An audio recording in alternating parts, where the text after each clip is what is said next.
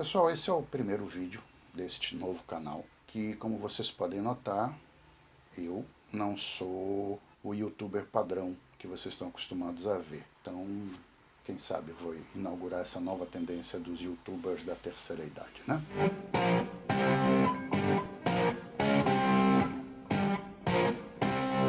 Então, algumas coisas que é importante dizer. O meu estilo de ser é mais contido, é menos efusivo, então não esperem de mim que eu faça postagens ultra efusivas, como em outros canais acontece, o pessoal fica lá, meu Deus, isso aqui é uma maravilha, velho, isso aqui é uma coisa muito louca. Não, eu não sou assim. No, God! Então, meu gênero será um pouco mais sóbrio, realmente. Se vocês não gostam, ou acham que não deve ser assim,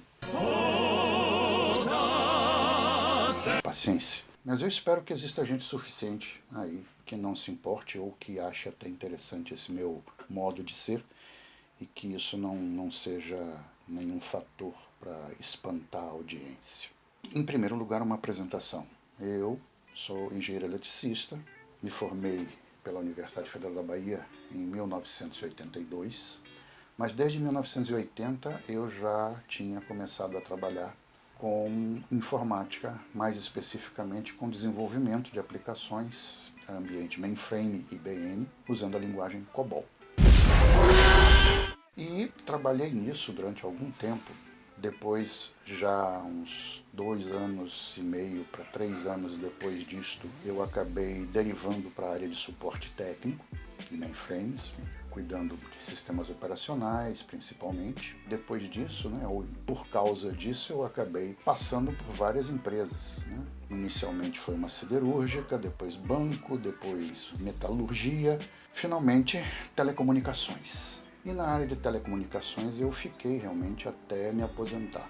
Trabalhei para a antiga Telebahia estatal, na área de suporte, e já no finzinho da década de 90, meados da década de 90 do século XX, 1995 mais ou menos, eu me engajei no projeto de rede corporativa da empresa. Uma rede que, para os padrões da época, ela era relativamente inovadora, porque nós decidimos que a infraestrutura de comunicação de dados que seria usada na rede seria TCP/IP, a mesma tecnologia básica usada na internet. Então, com isso a gente desenvolveu uma série de conceitos dentro da empresa e começamos, vamos dizer assim, um amigável atrito com os engenheiros de telecomunicações, mas disso eu falo um pouco mais tarde. Então, fiquei na área de telecomunicações até me aposentar. E neste tempo eu vim desenvolver mais um interesse pela área de internet das coisas, IoT. Este canal aqui é mais ou menos uma derivação desse trabalho.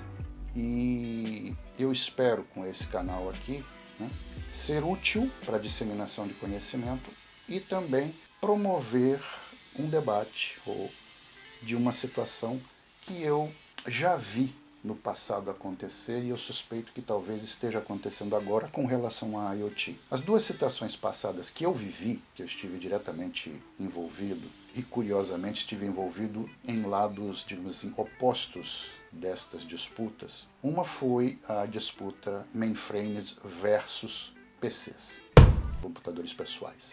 Naquela época a gente tinha essa postura meio blasé e superior de olhar para microcomputadores para dizer, isso aí é esses brinquedinhos, computador de verdade é esse aqui.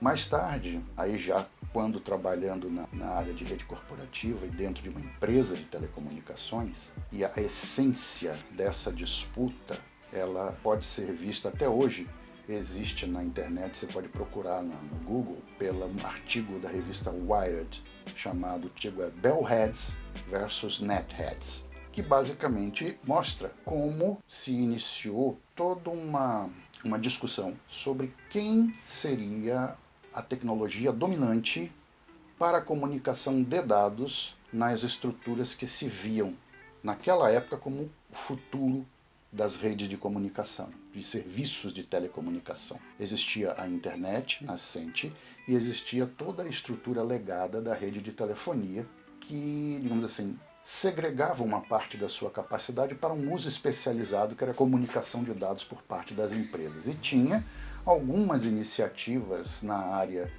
de redes especializadas para a comunicação de dados, mas neste momento a ferramenta para isso era as redes X25. E eu, estando agora do lado do TCP/IP, né, entrei nessa conversa de tentar convencer as pessoas de que o TCP/IP seria uma plataforma perfeitamente aceitável para conseguir suportar todo o conjunto de serviços de telecomunicações, tanto os conhecidos daquela época, quanto novos serviços, e que poderia ser feito tão bom quanto, tão confiável quanto e muito mais barato. Essa foi uma briga de 20 anos, na verdade. Hoje é mais ou menos ponto pacífico entre todos os engenheiros de telecomunicações de que a infraestrutura deve ser IP, mas isso é relativamente recente.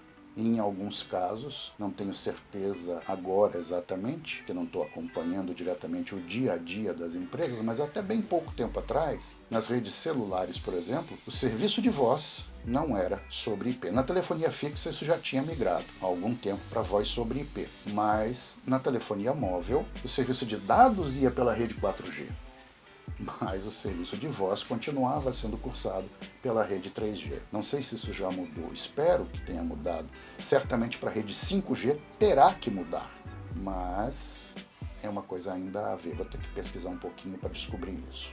Enfim, mas assim como teve essas duas disputas, o que eu sinto é que de certa forma existe com relação à IoT uma disputa um pouco parecida, mas um pouco parecida.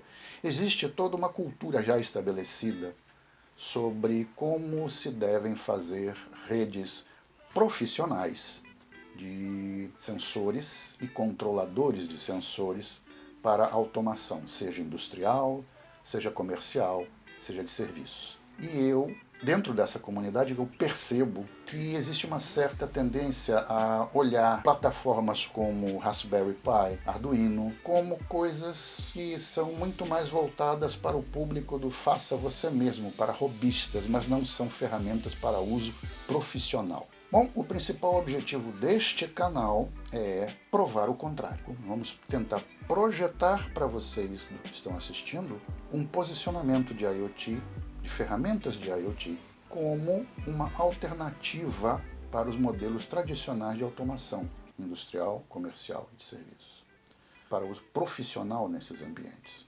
Alternativa no sentido de, em vez, para quem quer construir algo do zero, existe a alternativa de construir com ferramentas de IoT em vez de usar ferramentas tradicionais. E para quem já tem, existe a alternativa de como expandir as suas capacidades, o seu sistema, sem necessariamente ter que recorrer às ferramentas tradicionais. O objetivo disso é, em primeiro lugar, redução de custo. E com essa redução de custo, permitir que pequenos e médios negócios, né, chamados SMBs, Small and Medium Businesses, possam pensar a sério em implantar sistemas de automação que, no seu regime profissional, normalmente só estão ao alcance das grandes empresas. Então, como é que a gente pretende realizar essa proposta? A ideia, em princípio, é que a gente vá mostrando determinadas ideias e projetos que realizem esses conceitos na prática e que as pessoas possam ou incorporar isto em seus produtos, no desenvolvimento de seus produtos, ou possam pensar nisso como uma alternativa para os seus processos de negócio atuais ou futuros. Claro que, se alguém precisar discutir, querer algum conselho, trocar ideias, a área de comentários do canal está aberta para isso, e eu estou considerando também agora a ideia de lançar um site associado ao canal, onde uma boa parte das coisas que a gente vai mostrar no vídeo eu também pode botar de forma mais detalhada no site. Esse site está agora em preparação. Então, com o que a gente vai trabalhar? O Gartner Group, que é uma empresa de consultoria internacional que faz avaliação de tecnologias, né? Eles têm um conceito interessante que eles representam num gráfico que eles chamam de Hype Cycle. Não tem uma tradução muito boa em português, eu costumo traduzir como o ciclo do oba-oba.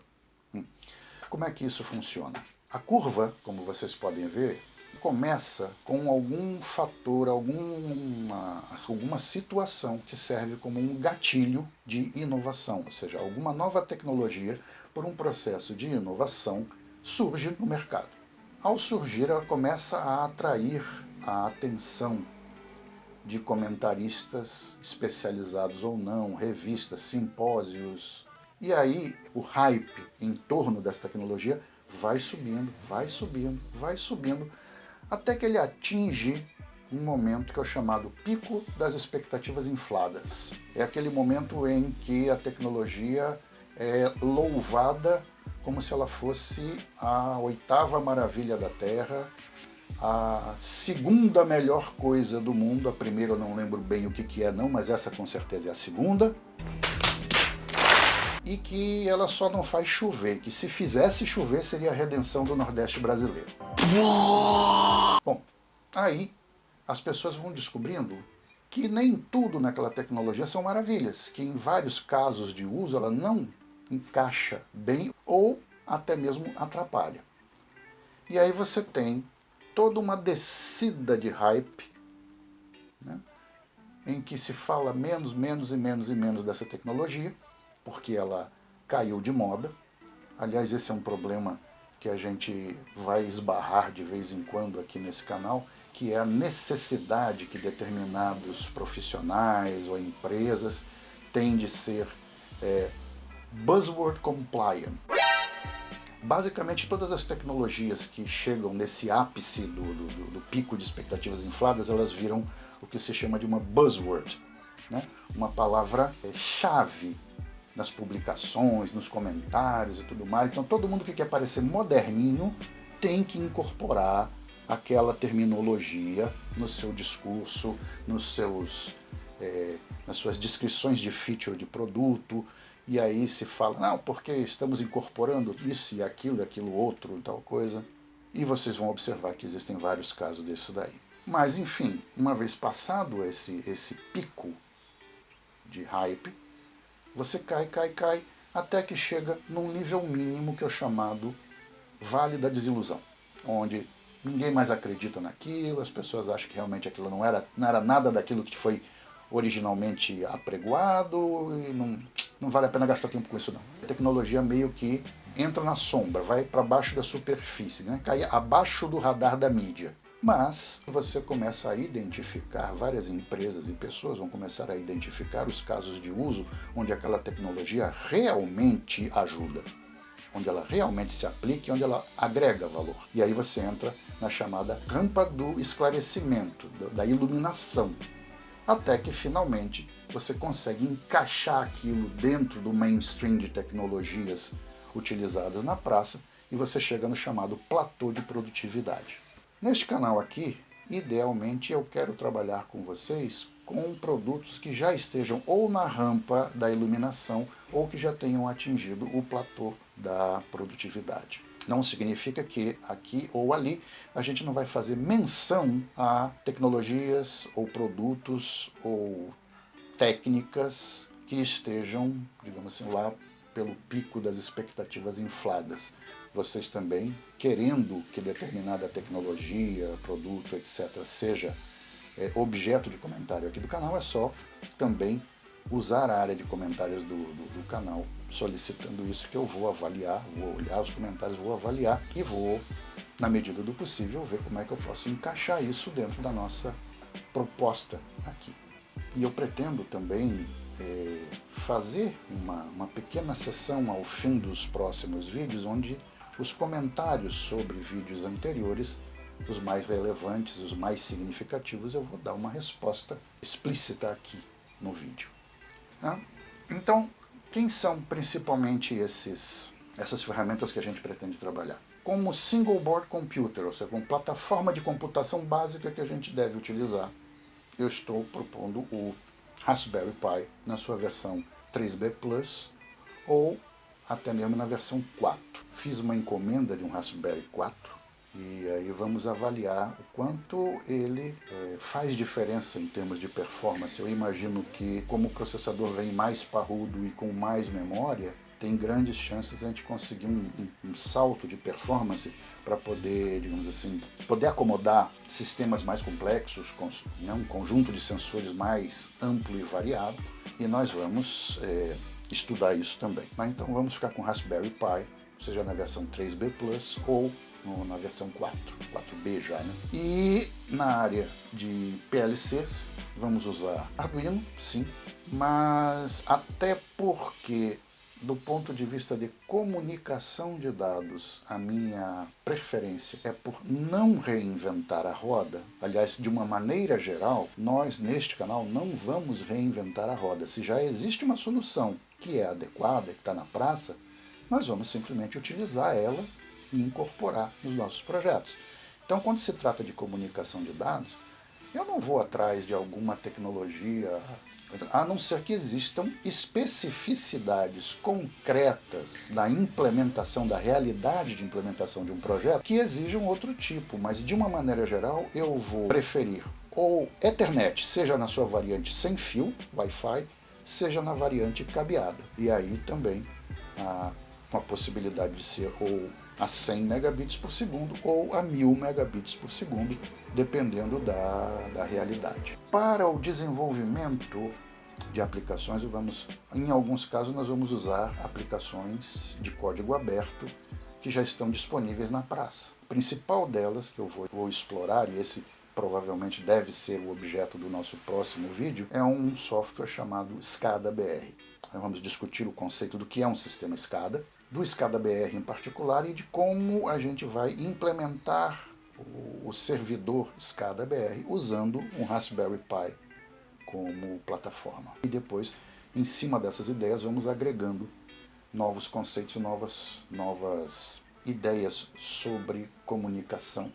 Especialmente porque eu pretendo focar muito mais na comunicação entre os elementos do sistema, né, via MQTT do que via Modbus. Acho que o Modbus, apesar de existir na sua versão IP, ele é uma coisa na qual eu só investiria hoje por conta de mecanismos legados que eu não tenha como, que eu preciso manter na rede. Existe um ditado que diz assim: Deus fez o mundo em 7 dias, mas ele não tinha uma base instalada para se preocupar. Então o Modbus para mim vai ser muito mais uma preocupação com a base instalada do que uma coisa de evolução ou inovação na área de sistemas. Eu acho muito mais sensato e muito mais robusto o modelo de comunicação entre as partes do meu sistema usando o protocolo MQTT. Então devemos usar MQTT, usando o software também de código aberto, Mosquito como broker, e vamos usar também como alternativa para o desenvolvimento de pequenos sistemas de supervisão, um aplicativo chamado Node-RED, que permite que a gente comunique as partes e faça de uma maneira mais intuitiva, quase como uma montagem de Lego das atividades que o sistema precisa realizar. Vamos ver isso, vamos ver também, especialmente ver como a gente pode montar as interfaces homem-máquina num contexto SCADA-BR, num contexto Node-RED, e vamos ver também os serviços de nuvem que estão sendo ofertados para ver como a gente pode eventualmente incorporar nos nossos projetos recursos prestados por esses serviços, principalmente Google Cloud, Amazon Web Services, né, da AWS, Microsoft Azure e o Watson da IBM. Então esse é o elenco inicial de assuntos sobre os quais a gente pretende se estender nos próximos vídeos. Eu espero que vocês gostem, espero que vocês acompanhem, então, por favor, se vocês realmente gostaram da ideia e pretendem seguir, colaborar com este canal, inscreva-se no canal, clique o like do vídeo, ativar o sininho para poder receber novas notificações quando esses novos vídeos forem publicados. E eu espero que a gente tenha uma vida longa e próspera